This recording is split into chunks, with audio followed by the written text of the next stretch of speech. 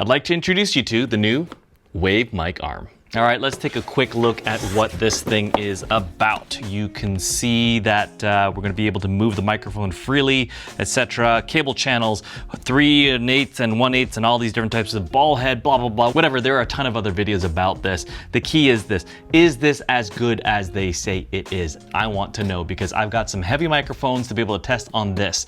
Now, what's cool is that you can use this microphone as both a function of a low profile arm, so the main arm is down like this and then it comes up like that, as well as an articulating arm that has an upper end of it and then it comes down and your microphone is over here. So you can use it in both these different ways.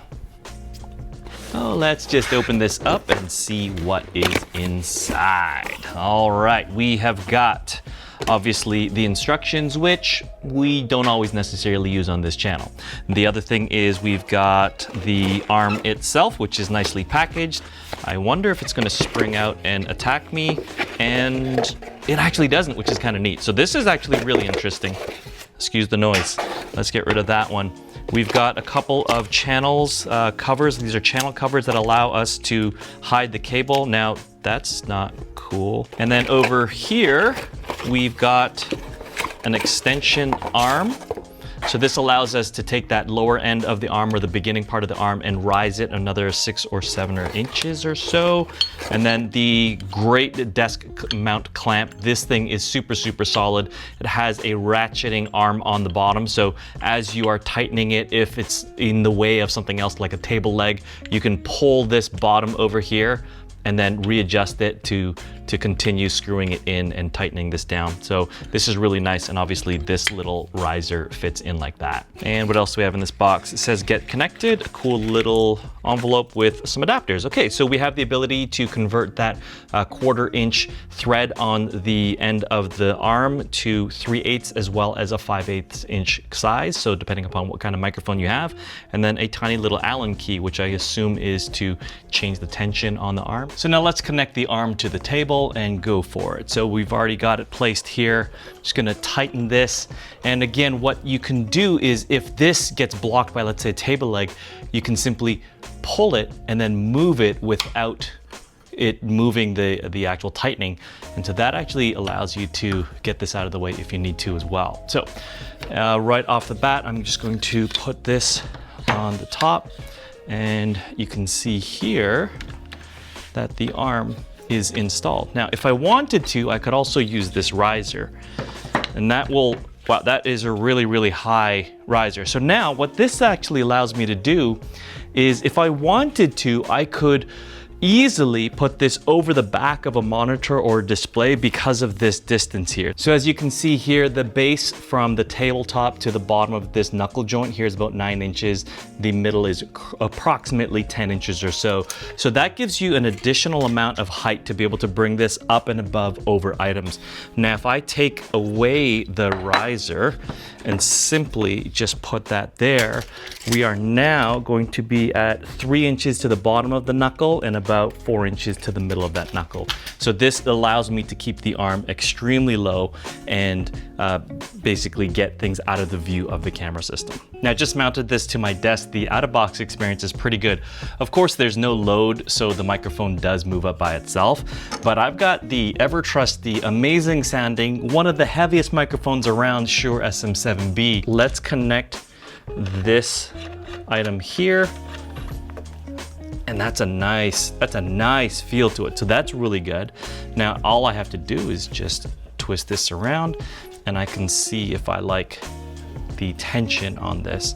Okay, definitely for some strange reason, the little tensioner knob that's here, it's easier to press, or it's easier to turn and tighten than on previous Elgato arms. So they've done something in terms of making this a lot easier. All right, so a lot of different microphone arms are going to go up first and then down. So you could see here, it goes up, across, and then down. So now all I have to do with this joint is be able to move this down, and you can now see that the main arm is parallel with the desk, and I can just move that accordingly. Now, the only thing about this arm is it does not move this way. So it is one single straight arm. So in order for me to use this microphone, now I've got the arm coming in from the bottom, or I would move this, and let me loosen this a little bit.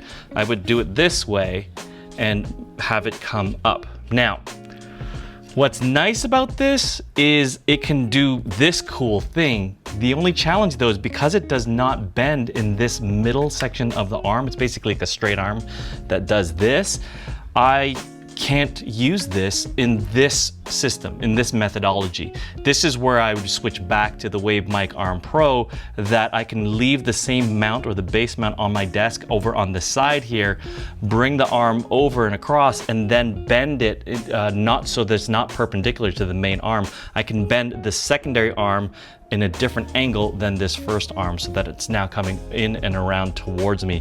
This one, it basically reaches all the way across. So just make sure that if you are going to buy this, that your layout of your desk is going to support something like this. I can see that for this to work, it more or less would be probably in front of me and maybe a little bit on the angle, and I could use the rest of this arm or elbow joint here to manipulate and maneuver the microphone so that it's in front of me. So just keep that in mind if you are looking at this new microphone arm, that you will run into that problem if the mount is on one of the sides of your desk. They have changed the way that your cables are hidden in the tracks. So I can just go ahead and connect my microphone cable to the Shure SM7B, and the track itself is very good and hidden, and I just use the little plastic cable cover and friction fit that into the position. It is pretty good. I'm gonna say that there's possibility to damage the little plastic rail that's going in. It is relatively thin, but once you have it correct, the cable is secure and taut, and it's not going to go anywhere. And then on the other end of the arm over here, you also have the ability to use this plastic cover and simply just friction fit that in, and your cable will be tight and hidden. Now, where I could see myself using this instead is in this type of a situation where there's a table and a chair. So for example, I've got the mount connected to this little table here. I'm going to install the riser, and if I go ahead and put the arm there, now the ability for this arm to reach across to the person's chair is a lot easier. So if I go ahead and adjust, making sure the table is weighted because that is not adjusted properly, I could do something like this where it is a lot higher and it's coming in, or I could go ahead and shorten this instead and use the base.